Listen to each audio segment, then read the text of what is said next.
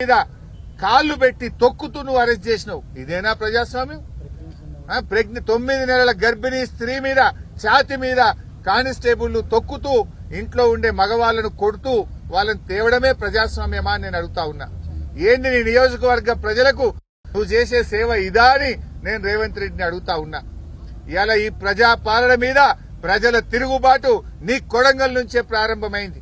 నువ్వు అక్రమంగా అరెస్ట్ చేసి మా నరేందర్ రెడ్డిని జైల్లో పెట్టావు కావచ్చు, మా కేటీఆర్ మీద కుట్రలు చేస్తావు కావచ్చు, కానీ తిరుగుబాటు ఆగదు. నిన్ను ప్రజలు గద్దెదించేదాకా కూడా వదిలిపెట్టరు అని హెచ్చరిస్తా ఉన్నా. అయినా దేనికోసమే ఫార్మాసిటీ? ఆల్రెడీ గత ప్రభుత్వం మా ప్రభుత్వం ఉన్నప్పుడు 14,000 ఎకరాల భూమిని ఫార్మాసిటీ కోసం సేకరించినాం. ఆడబెట్టు ఫార్మాసిటీ. ఆడ ఫార్మాసిటీ పెట్టగా నేను ఎవరొద్దంటున్నారు? 14,000 ఎకరాల భూమి ఉంది కదా అంటే అక్కడనేమో ఈయన 4th సిటీ కడతారట, రియల్ ఎస్టేట్ వ్యాపారం చేస్తారట, తన అనుయాయులకు తన కంపెనీలకు భూములు కేటాయించి భూములు కొల్లగొట్టాలని కుట్ర చేస్తా ఉన్నాడు. అక్కడ రియల్ ఎస్టేట్ వ్యాపారం చేసి డబ్బులు సంపాదించాలని రేవంత్ రెడ్డి కుట్ర చేస్తా ఉన్నాడు. ఈ భూములేమో ఫార్మాసిటీ కోసం సేకరించిన భూములు రియల్ ఎస్టేట్ వ్యాపారం చేస్తారట. కొత్తగా జహీరాబాద్ లో కొడంగల్ పోయి దళిత గిరిజనుల భూములు లాక్కుంటారట. ఇందిరమ్మ రాజ్యం అంటే ఇదేనా? ఏం చెప్పింది ఇందిరమ్మ? ఇందిరమ్మ దళితులకు గిరిజనులకు భూములు పంచితే ఇందిరమ్మ ముసుగులో రేవంత్ రెడ్డి ఈ రోజు దళితుల గిరిజనుల భూములు లాక్కోవాలని చూస్తా ఉన్నాడు.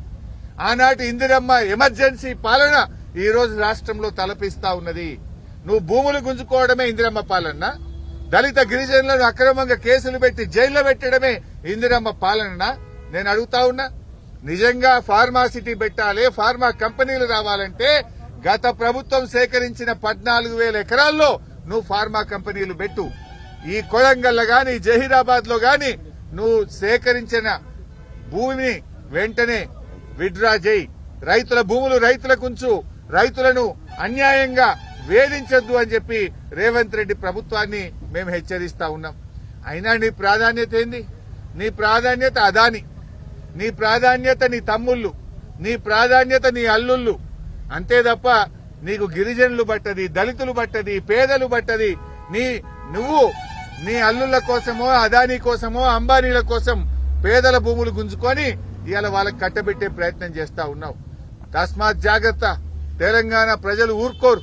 ఎట్టి పరిస్థితుల్లో బీఆర్ఎస్ పార్టీ ఈ దళిత గిరిజన రైతుల పక్షాన నిలబడుతుంది, పేదల పక్షాన నిలబడుతుంది. ఇవాళ నీ కుట్రేంది? నువ్వు సమాధానం చెప్పలేక నువ్వు మా కేటీఆర్ గారి మీద కుట్ర చేస్తున్నావు. మేము చేసిన భూమి పోయే వాళ్ల మీద నువ్వు గాని, దామోదర్ రాజనరసింహ గారు గాని, కోదండరామ్ గారు గాని మీరొచ్చి రెచ్చగొట్టింది కదా. మీరొచ్చి ఆ రోజు ఎన్ని రకాలుగా భూసేకరణ జరగకుండా ప్రజల్ని రెచ్చగొట్టి పోలీసుల మీద కారం జల్లే ప్రయత్నం చేసిండ్రు. మరి ఆ రోజు మేము మీ మీద పెట్టాలంటే కుట్ర కేసు పెట్టి మిమ్మల్ని అరెస్ట్ చేయలేకపోయామా?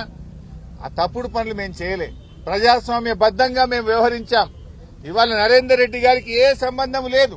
నరేందర్ రెడ్డి గారు అక్కడ ఒక ప్రతిపక్ష నాయకుడిగా, మాజీ ఎమ్మెల్యేగా ప్రజలు, గిరిజనులు, రైతులు తన దగ్గరికి వచ్చినప్పుడు తను నైతిక మద్దతునిచ్చాడు. ప్రభుత్వం దృష్టికి తీసుకుపోయాడు. ప్రభుత్వంతో ఈ భూములు తీసుకోవద్దని చెప్పి ఆ రైతుల కోసం ఆయన మాట్లాడే ప్రయత్నం చేసినాడు. పార్టీ దృష్టికి తెచ్చాడు. ఇవాళ నరేందర్ రెడ్డి గారిని ఇరికిస్తారు. మళ్ళా ప్రశ్నించే గొంతు ప్రతిరోజు ప్రభుత్వం మీద పోరాడుతున్న కేటీఆర్ ను కూడా అక్రమంగా ఇరికించారు. ఇప్పుడే మేము ఆయనతో మాట్లాడాం, నరేందర్ రెడ్డి గారితో. ఆయన రిమాండ్ రిపోర్ట్ లో ఏం రాశారో తెలియదట ఆయనకు. రిమాండ్ రిపోర్టును 5 నిమిషాల ముందు మెజిస్ట్రేట్ గారి ముందు ప్రవేశపెట్టే ముందు రిమాండ్ రిపోర్ట్ మీద సంతకం పెట్టించుకున్నారు. ఆ రిమాండ్ రిపోర్ట్ లో ఏముందో నాకు తెలియదు.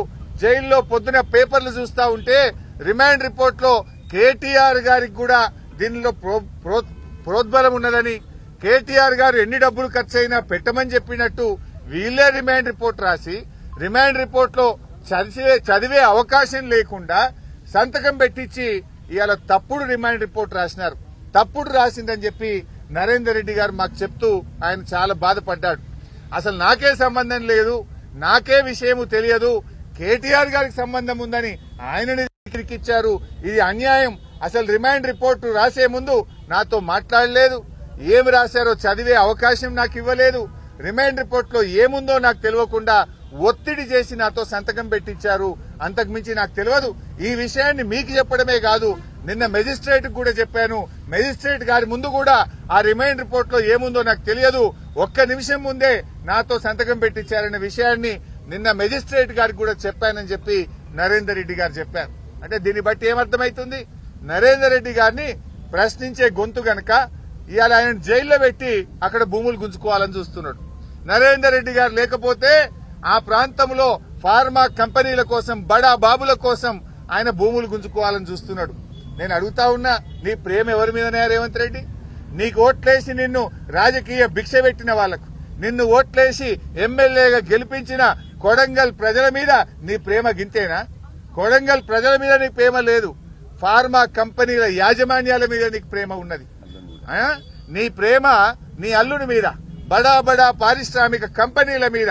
అంటే నువ్వేంది కాకులను కొట్టి గద్దలకేసే ప్రయత్నం లాగా, అంటే రైతుల నోర్లు కొట్టి గిరిజన రైతుల భూములను అక్రమంగా గుంజుకొని ఫార్మా కంపెనీల బడా బడా బాబులకు ఆ భూములు కట్టబెట్టడం కోసం నువ్వు పనిచేస్తున్నావు. ముఖ్యమంత్రి ఉన్నది ఇందుకేనా? దళితుల గిరిజనుల నోళ్లు కొట్టడానికేనా? పేదల భూములు గుంజుకోవడానికేనా? ఇదేనా అని మేము అడుగుతా ఉన్నాం. నరేందర్ రెడ్డి గారు ధైర్యంగా ఉన్నారు. ఆయన ధైర్యంగా ఉండమని చెప్పి బీఆర్ఎస్ పార్టీ ఆయనకు పూర్తి అండదండగా ఉందనేటువంటి విశ్వాసాన్ని మేము ఆయనకు చెప్పాం.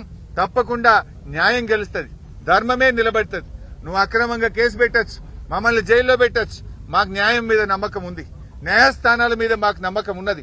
మా న్యాయవాదులు తప్పకుండా పోరాడతారు. నిర్దోషిగా నరేందర్ రెడ్డి గారు బయటకు వచ్చేది ఖాయం. నరేందర్ రెడ్డి గారికి ఏ సంబంధం లేకుండా అక్రమంగా ఆయనని కేసులో ఇరికిచ్చారు. తప్పకుండా న్యాయస్థానంలో మాకు న్యాయం జరుగుతుందని, నిర్దోషిగా నరేందర్ రెడ్డి గారు బయటకు వస్తారనే సంపూర్ణమైన నమ్మకం మాకుంది.